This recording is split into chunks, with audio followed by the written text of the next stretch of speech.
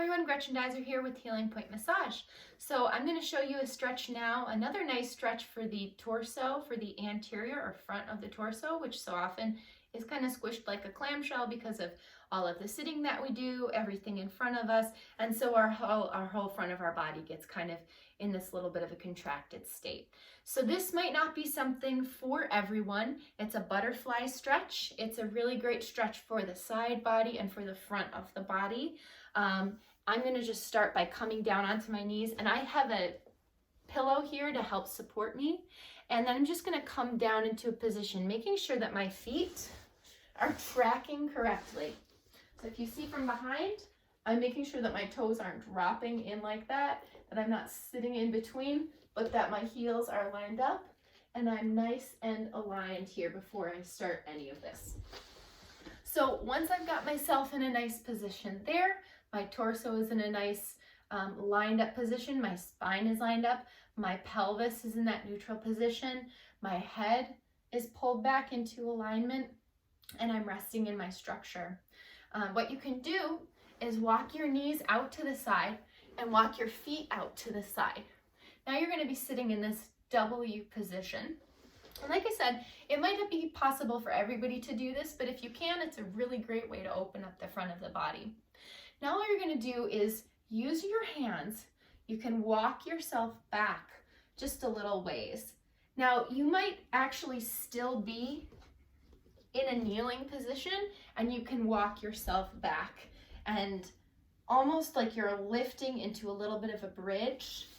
So from the side, it looks like this, and that's going to help to open up this whole area. So once we bring it out to the sides a little bit, as we walk ourselves down, we're just going to kind of get down onto the elbows. And you might not be this far, you might be farther than me at this point. These are suggestions. These are tips that you can use, but don't feel like if you can't get into this position that there's something wrong. If you're trying any variation of it with the same imagery of lengthening out the front, you're going to be making progress. So just do what is most comfortable for you, and remember, don't push through the pain. It shouldn't hurt. It should feel good. Use your breath to sink into it. And eventually you're going to work your way down into this position. So now I'm thinking about lengthening my knees down as I keep my spine nice and straight. And that's going to help. I'm thinking about lengthening my spine in two different directions while I'm in this position, while also reaching my knees for the ground. And I'm feeling a nice stretch through the quads, all the way up and through here. I'm feeling, in holding this position and holding the spine and the pelvis straight, I'm feeling some strengthening going on as well. And then you can kind of work your way into however this is most comfortable, and then work your way back out of it, supporting your neck to come up if you need to. Another good way to come up is to look at the wall behind you as you're coming up out of any position where your head is kind of dropped down and back.